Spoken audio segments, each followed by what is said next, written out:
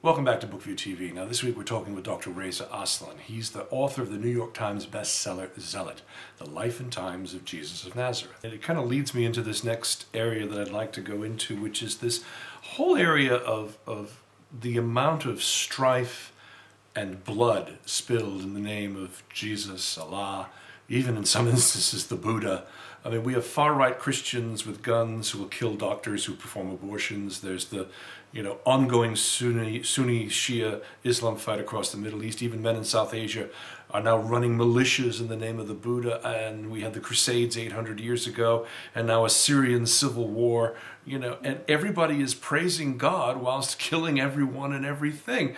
As a modern day person trying to struggle through this, how do you explain, particularly to children and to others, what is going on in the world in the name of all of these deities? It's more than myth. How do you rationalize it? Well, first of all, it's important to understand that while it is true that religion has been responsible for extreme acts of violence throughout history, it by no means has a monopoly on violence. To be perfectly honest, the worst crimes against humanity that have ever been recorded in human history have occurred all in the last 100 years, and all in the name of secularism. Maoism, Stalinism, Nazism, socialism, Marxism, fascism, these are atheistic, secularist ideologies that have been responsible for the deaths of hundreds of millions of people. We have to remember that human beings will think of any reason to kill each other. It doesn't have to be God. It could be anything. But religion does provide a problematic sense of collective identity.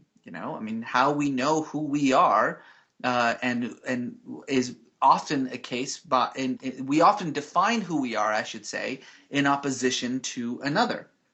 And whether that opposition is ethnically or nationalistically based, or whether it's religiously based, it's about the human condition.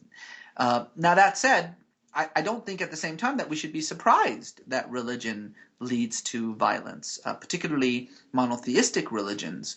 The fact of the matter is that if you believe that there is only one God, you probably believe that there is only one truth and that there's only one path to that God, which means that other paths, other truths are not just wrong, they're not just false, they're anti-God. Would this help to explain why, for example, when your book Zealot came out, that evangelical Christians and Fox, of course, were so quick to condemn it? Was it out of fear?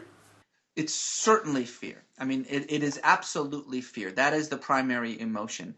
Though I should say that there is this misperception out there that the primary sort of criticism of this book is coming from Christians, and that's actually not true. The fact of the matter is that I get dozens of emails a week from Christians telling me that the book has actually empowered their faith, that they have never thought, of Jesus, the consequences of what it means to say that Jesus is also a man, which of course is the foundation of Christianity. He's both God and man. Too often, Christians focus on the God part and they don't think about what it means, for Jesus to be a man. And many Christians tell me, that I believe that the man that you're describing is also God, but I've never had the experience of understanding, him as a man. So the response, the negativity about this book has come from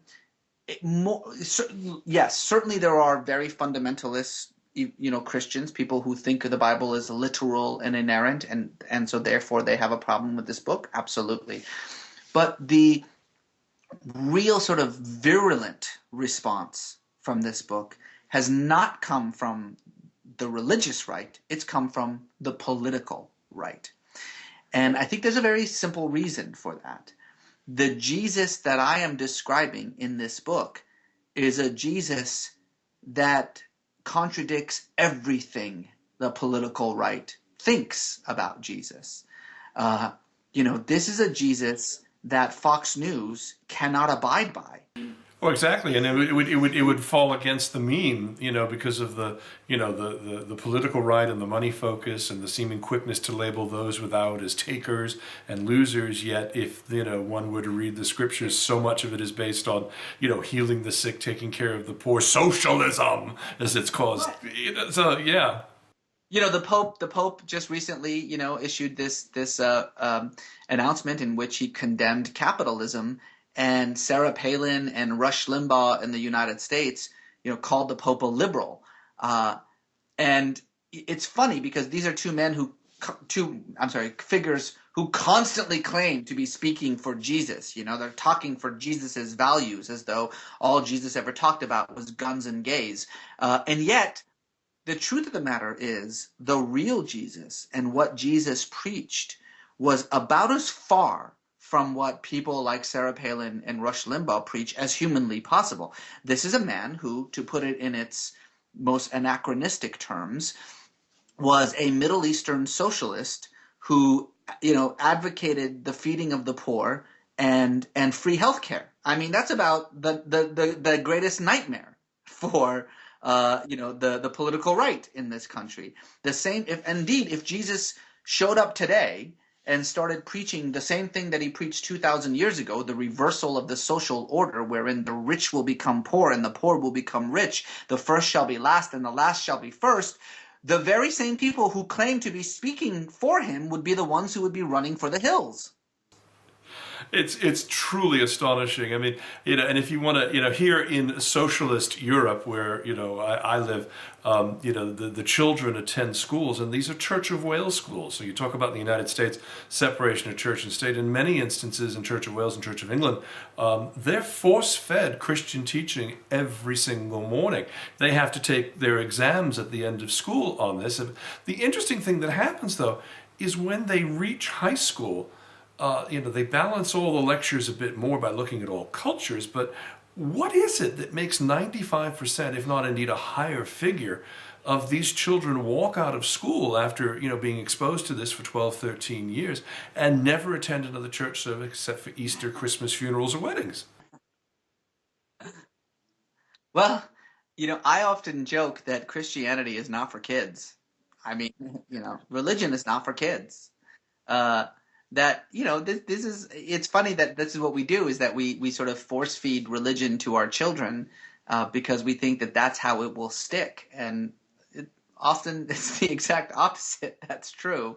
I guess that's kind of the best way that I could put it, is that there's a way to sort of think about these complex religious issues from a child's perspective. The problem is that we then expect those childish views of religion to sustain you throughout the rest of your life. And I know a lot of grown men and women in their 40s and 50s whose Christianity is the Christianity of a 7-year-old, of a 10-year-old child. That's not a good thing. What we do want is we want you to stay a Christian or a Muslim or a Jew, but the hope is that your conception of your religion is vastly different when you are 40 than when you are 4. It's supposed to be that way. When you're 4. I could remember when my father was close to passing with cancer. I would catch him every so often. He'd be studying the Bible. Now this was a man who never looked at the Bible in his life. He said, "Yeah, I'm studying for the final exam," was his way of looking at it. Because it was, he's sort of hedging all bets. And I think as we all grow a bit older, he starts to feel very much the same way as many others. I want to go back to this idea of the political side of religion, and particularly in the country that you left as a child, and I don't know how deep your feelings are towards the nation of Iran, but quite frankly, they've made some very serious headlines in the last week or so, and I sort of likened it almost to the way that Gorbachev did by telling Reagan he was going to do something very, very, very horrible to him and deprive him of an enemy. This news of a partial détente with Iran has literally caused heads to explode across the media and in Congress. Yet I saw a poll just yesterday that said the American people are applauding the president 2-1 for trying and getting out of this pattern of war. Is fear of Islam that great in the USA, and how does somebody like you approach that? Well, yes, fear of Islam is great in the USA, but that's not what's happening here. What's happening here is what happens in America and what has been happening in America for more than a generation is that our politics are broken. 90% of Americans, 9 out of 10 Americans want gun control in this country, and we can't get it. The vast majority of Republicans, want immigration reform in this country, and we can't get it. As you say, 2/3 of Americans want negotiations with Iran, and the Congress is doing everything in its power to scuttle it. Things are broken here. We don't, our democracy is absolutely in shambles because our Congress is not beholden to the population. They're beholden to their very, very small constituency. And that's all they care about. And regardless of whether it's, to curb mass murder in the US or to perhaps avoid, a devastating, catastrophic war in the Middle East, our Congress people are much more concerned about the 2,400 people who elected them and may re-elect them than they are of the 350 million people that they're supposed to represent. When I talk online on Twitter and other platforms, someone always says a smart aleck comment, usually coming from the United States. It says the UK is headed towards Sharia law. And indeed, you've got state governments over there that have passed laws making Sharia law illegal. Where do these irrational fears and hatred come from? It's a crisis of identity. That's what's happening right now. I wrote my dissertation about this topic in Europe, not realizing that, that the same thing was about to happen in the United States. This is not so much about Islam. It's about a lack of recognition of what it means to be British any longer or what it means to be American any longer. And as I was saying before, the easiest way to define oneself is in opposition to another. If you think that the United States is about to be taken over by Sharia law, you're an imbecile. That's it. There's nothing else to say. You're an idiot. Why do the imbeciles get so much of the media oxygen? Is it because they're interested? Well, because they tap into a fear of a lack of identity that many Americans have, even those who don't have a problem with Islam. In the United States, we are not the country that we thought we were any longer. Our economy is in shambles. Our politics are broken. We are not the global leader that we thought we were any longer. Racially, the landscape has completely changed. Politically, the landscape has changed. And for a lot of people, their identity has gone adrift. And it's so strange, Reza, because, if they had a chance to experience the Persian culture, I find it almost enchanting in so many respects. The closeness of the families, the celebration of mealtime that goes on for hours, the dipping of bread into the bowl of soup during Ramadan. What is it about the West that we're so rigid in our dogma? It's almost my God can beat up your God, and we're going to be raptured and you won't be. Yeah, burn baby burn philosophy. Well, you bring up a very good point, which is, what do we do about this misunderstanding? And I think that the key is relationships. I think that there's this idea that that tolerance comes from knowledge, and that's just not true. Any social psychologist will tell you data does not change minds. Bigotry does not reside in the mind. Bigotry resides in the heart, and the heart is impervious to data. The only way that you can resolve bigotry is through relationship building, is to get to know people and their cultures and their ideas, their hopes, their dreams, their aspirations, to get to know them not as symbols of another, but as human beings. And hopefully that's what I'm trying to do with my books and with my work. I sort of see the building of relationships as my primary mission in life. Well, Dr. Aslan, this has just been a true joy for me, and I hope for our viewers as well. I want to thank you for taking the time for joining us here in Bookview TV. Thank you very much. Dr. Reza Aslan is the head of Aslan Media and Boomgen Studios, both based in Los Angeles. He's the author of the New York Times best-selling book, Zealot, The Life and Times of Jesus of Nazareth. Now, you can read more about him and his books on his website, rezaaslan.com. That's RezaAslan.com. aslan.com. And you can follow him on Twitter at Reza Aslan or on Facebook at facebook.com/aslanmedia, also on Twitter at aslanmedia, all one word. Now, Zealot is available on all print and e-platforms. Everywhere you go to find and buy books, you'll be able to get it. I highly recommend it. You're going to walk away with many questions answered, and hopefully that will generate even more questions for you. Thanks again for joining us on Bookview TV. Tune in again next week when another author will once again sit across the Skype table and we'll discuss books, the craft of writing, and the art of selling them.